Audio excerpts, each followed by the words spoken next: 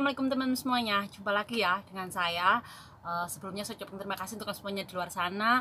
Semoga senantiasa kalian diberikan kesehatan ya, kemurahan rezeki, apa yang kalian cita-citakan segera tercapai. Dan untuk kalian yang mau menjadi para TKW Hongkong, semoga dimudahkan urusannya, mendapatkan majikan yang baik, kerja sampai finish kontrak ya. Amin amin ya rabbal alamin. Oke, video kali ini saya mau menceritakan salah satu kisah TKW Hongkong di mana mbaknya ini sudah 12 tahun kerja satu majikan tapi kena interminit.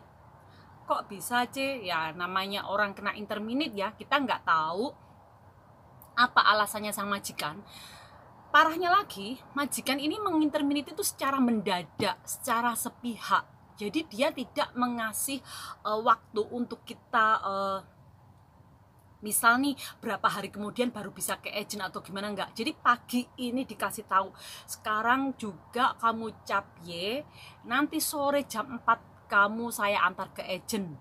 Dan dia nggak mengatakan alasannya apa. Yang notabene mbaknya ini udah kerja 12 tahun loh, bukan waktu yang sebentar ya, 12 tahun satu majikan, tapi tetap kena interminit. Nah, untuk kasus mbaknya ini, kalau hal yang bisa kita jadikan pelajaran, yaitu yang pertama, sebaik-baiknya majikan kalian, tetap nasib kita itu seperti di ujung tanduk.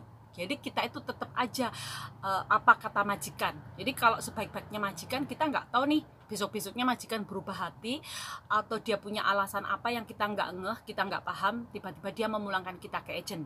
Pelajaran yang bisa diambil yang kedua, kalau kalian gajian, saya selalu tekankan jangan pernah kalian menghabiskan uang kalian. Misal dikirim semua tuh ke Indonesia atau ditabung semua tuh masuk tabungan. Jangan, kalian harus sisakan minimal 1.500 harus di tangan kalian ya. Jadi jangan sampai sebelum kalian gajian uang kalian tuh udah habis. Jadi minimal kalau misal nih kalian dikembalikan majikan sewaktu-waktu, kalian tuh ada pegang uang gitu ya. Jadi jangan sampai kalian tuh menghabiskan uang kalian sebelum tanggal gajian. Kemudian masalah hal yang bisa kita petik dari masalah ini yang ketiga adalah bahwa kalian jangan terlalu banyak mempunyai barang di rumah majikan ya. Jadi kalau misal kalian tuh nanti kalau kalian yang sudah sampai di Hongkong, kalian pasti tahu betapa banyak kalian tuh selalu membeli baju kalau kalian pas libur ya, karena baju di Hongkong bener-bener bagus-bagus dan murah-murah. Pastinya kalian akan beli baju, sepatu atau apapun itu. Jadi usahakan sebelum barang-barang kalian tuh menumpuk begitu banyak, paketkan ke Indonesia gitu ya, secara berkala. Jangan ditumpuk aja tuh di rumah majikan. Jadi kayak mbaknya ini, barang begitu banyak, majikan tahu-tahu pagi ngasih tahu, sore langsung diantar ke agent, sedangkan barangnya itu begitu banyak. Jadi pasti ya pikirannya itu amburadul gitu ya, campur aduk. Namanya gimana sih, kerja HUTT 12 tahun ngikut majikan, nggak ada angin, nggak ada hujan, tiba-tiba kena interminit di saat mbaknya juga nggak pegang uang, barang di rumah majikan begitu banyak, tahu-tahu harus keluar begitu saja dari rumah majikan. Jadi untuk kalian yang menjadi seorang TKW Hongkong itu, interminit bukan hanya dikenakan pada anak pemula, bukan hanya pada orang yang belum pernah kerja di Hongkong ya. Bahkan interminit itu banyak sekali menimpa teman-teman kita yang sudah Hongkong juga. Ada yang 4 tahun, 6 tahun, 8 tahun. Bahkan seperti kisah mbaknya ini 12 tahun satu majikan tetap kena interminit ya. Jadi untuk kalian semuanya jangan selalu meremehkan, mentang-mentang majikan kalian udah baik, akhirnya kalian itu kerjanya gau gege misal, atau seenaknya sendiri mentang-mentang udah lama nih di rumah majikan. Sebenarnya majikan tetap mengawasi pekerjaan kita ya. Seperti kasusnya mbaknya ini, dia nggak merasa bersalah, dia merasa melakukan pekerjaan sesuai dengan pekerjaannya setiap hari, tapi nggak tahu alasannya apa dan majikan nggak ngasih tahu, tiba-tiba dia dipulangkan ke agent ya. Jadi semoga dari video ini bisa memberikan pelajaran untuk kita semuanya, bahwasanya sebaik-baiknya majikan sama kita, tetap nasib kita itu di ujung tanduk.